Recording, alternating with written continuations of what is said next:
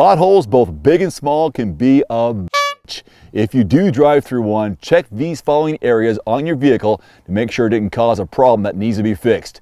You'll thank me later. Number one, tires. Tires are meant to be the only part of your vehicle that touches the road, so it isn't a surprise that they're susceptible to pothole damage like sidewall bulges, tread separation, or flats.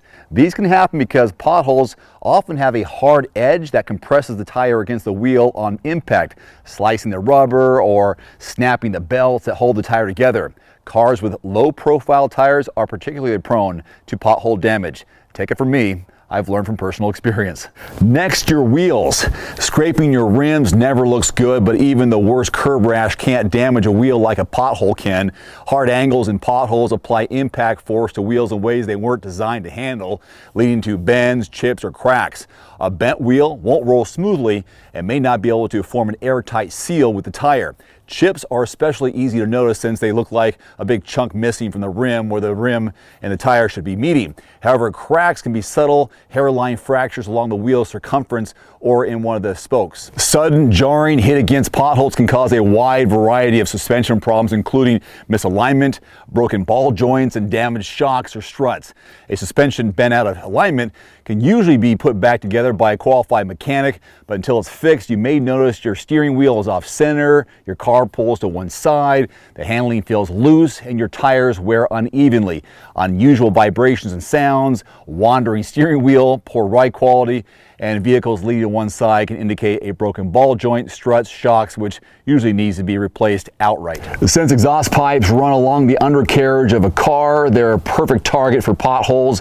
Deep potholes can cause a car to bottom out and scrape the undercarriage against the pavement, potentially damaging or denting or ripping a hole in the exhaust pipes, muffler, or catalytic converter. You may experience a loss of power or hear noises if there's a hole in your exhaust system, but perhaps worse is the fact that your car will spew out harmful pollutants if it's unchecked. What's more, a leaky pipe can let exhaust fumes into your car, posing a potential serious health hazard. Then there's the body. Generally speaking, the lower the car is to the ground, the better it handles, but cars that sacrifice ride height in pursuit of sportiness are more likely to be damaged by potholes. In addition to the issues previously mentioned, potholes can scrape against low-hanging bumpers or side skirts.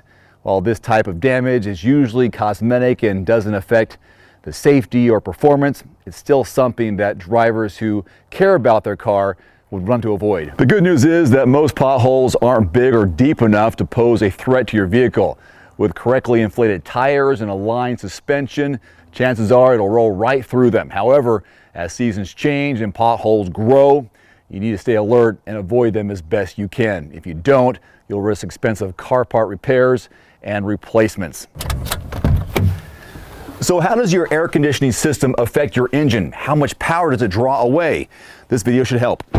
Now, because your system is powered by the engine, it pulls energy from it during operation, which can have an effect on your engine's performance. You've likely noticed your car's engine's RPMs increasing at idle when the compressor kicks on. It does this to offset the power draw by the air conditioning system.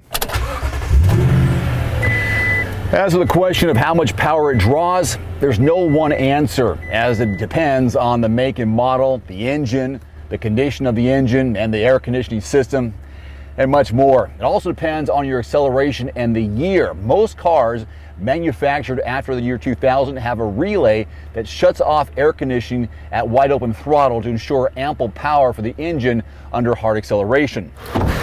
You'll also find that the power drawn from the engine has a more noticeable impact with smaller engines. If you drive a subcompact with a small 4-cylinder, for example, your engine will be much more affected during air conditioning operation than, let's say, a V8 with our Toyota Tundra, even if the amount of power drawn from the air conditioning is identical between the two cars. Now, Michigan ranked as the most expensive state for coverage in 2020, with an average premium, get this, $2,535, followed by Florida, $2,324, and Louisiana, $2,304. Insurance in Ohio was the least expensive with an annual rate of $926. Your personal finances, job, and credit score can also have a big impact on your coverage costs, along with the driving history that you have. The type of car you drive and its age are additional factors as well. Expensive models will generally cost the most to insure. Hybrid or electric vehicles tend to push up premiums as well due to the cost of repairs or replacement. So here are 5 ways you can control your insurance costs. Number 1, shop strategically. Start by contacting direct writer insurers, those that have their own agents and offer competitive prices such as Amica and USAA. Then go to an independent agent to see if he or she can find a better rate through a different insurance company. Number 2, choose a top-rated insurer. A low premium isn't the only key factor. You also want an insurer that provides fair and fast claim settlements, good customer service, and help as well as advice.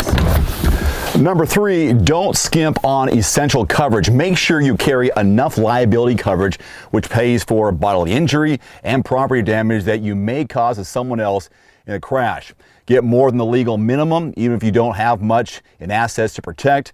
Depending on your state, a portion of your wages could be garnished in a judgment against you.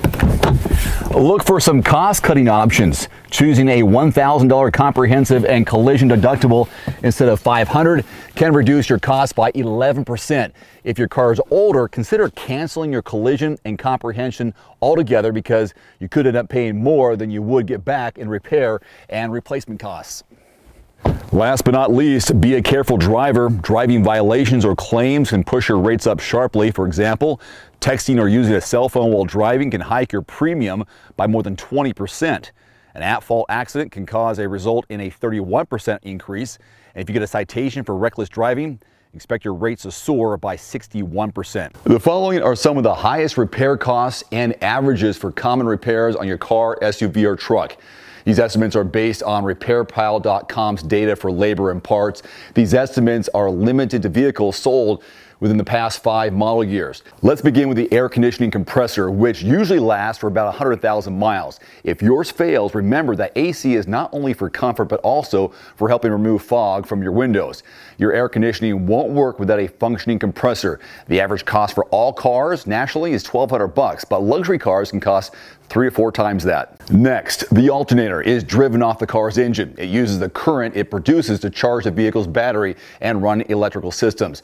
If the alternator fails on your out-of-warranty Porsche Cayenne or BMW 7 Series, you're looking at repair costs more than 3 times the national average. That average, $825. Your fuel pump is responsible for delivering fuel from the gas tank to the engine at the appropriate pressure required for performance demands.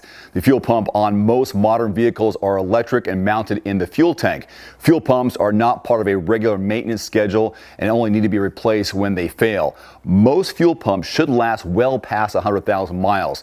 The average cost on all cars is $1,135. Like a coiled snake, a serpentine belt winds through various engine pulleys, powering various systems, usually including power steering and water pumps. Although the belt is likely to need replacement between 90 and 120,000 miles, it's not always an easy repair. Depending on an engine design, it can be a labor-intensive process to replace. The average cost for all cars, not bad, $140. Next, starter replacement. In the case of an Audi RS5 and Porsche Panamera, for example, the starter is hidden away where it's impossible to access without removing other parts first. It's an increasingly common problem as cars get more tightly packed. Since the starter is not going to last as long as the car, it's a repair that will always need to happen. The average cost for all cars is $630.